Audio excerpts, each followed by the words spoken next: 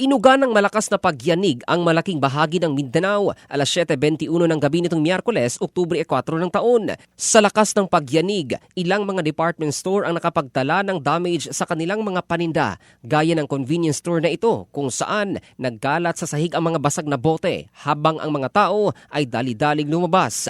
Sa isa pang video na kuha ng isang Kel Creations, makikitang tila sumasayaw ang mga parte ng pinapatayong malaking building na ito sa Davao City.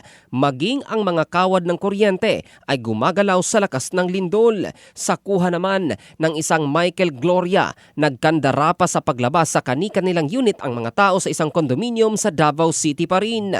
Sa General Santos City naman, nagtakbuhan ang mga mall goers palabas sa kasagsagan ng lindol. Samantala, umani naman ng papuri ang larawang ito na binahagi ni J. Toms AFP kung saan isang grupo ng mga kabataan ang mabilis nag-duck, cover and hold matapos abutan ng lindol sa loob ng kainan. Batay sa ulat mula sa FIVOX, nasa 6.1 magnitude na lindol ang tumama at sentro ang bayan ng Sarangani sa Davao Occidental at naramdaman sa ibang bahagi ng Mindanao. Wala pang naiulat na casualties kasunod sa lindol, maliban na lamang sa mga minor cracks at damages sa ibang mga building sa ilang bayan ng Davao Occidental habang patuloy ang ginagawang assessment ng Provincial Disaster Risk Reduction Management Office ng Lalawigan kasabay sa mahigpit na paalala ng otoridad na maging alerto.